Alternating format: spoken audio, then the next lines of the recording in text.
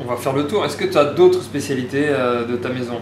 Alors, Parce que là, dans ta boutique, alors qu'est-ce que nous fabriquons? Nous fabriquons les madeleines comme à Commercy. Nous en faisons 5000 par mois.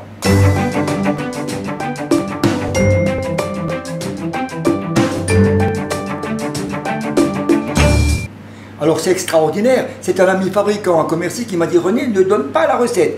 Donc le personnel ne la connaît pas. Mais 5000 madeleines, qu'est-ce que l'on fait? On fait notre nougat de Montélimar, comment Montélimar, mais à Épinal, les calissons, comme à Aix, mais à Épinal.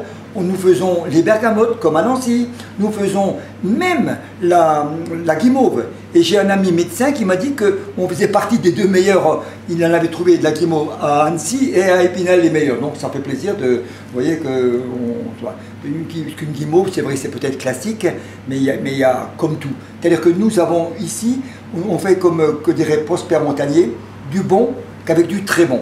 Ça c'est important. Oui. Et alors je dirais quand même pour les personnes qui boivent un café, à signaler, vous prenez un chocolat noir et vous pensez à cette citation du Brillat-Savarin, un physiologue gastronome du 19e siècle, qui dit « Sentir fondre sur sa langue un chocolat en buvant un café fort et brûlant est une sensation chaude comme l'enfer et douce comme le paradis. » Alors ce que je voudrais quand même rajouter une chose, c'est que pour moi, c'est une maison qui est extraordinaire. J'ai un fils qui a repris l'affaire, qui est formidable, Philippe, qui est vraiment franchement fantastique, qui aime son métier.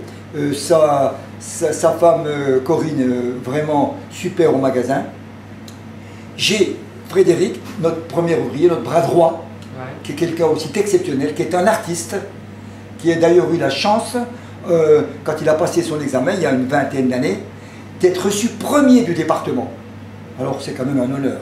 Ah oui, oui, en effet. Avec tout ça, parce que toi aussi, on va dire que tu es un peu à la retraite. Je suis à la retraite sans être à la retraite.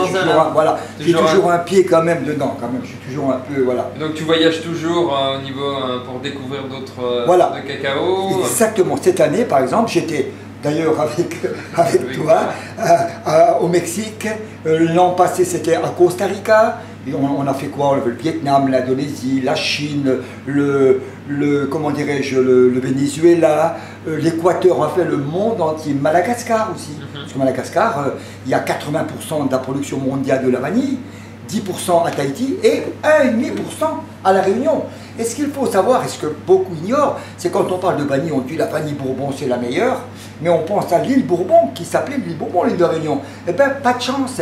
Les Malgaches à Madagascar, ils ont piqué le nom Bourbon, l'ont déposé, et quand on parle de vanille Bourbon, eh bien, elle n'est malheureusement pas de La Réunion, mais de Madagascar.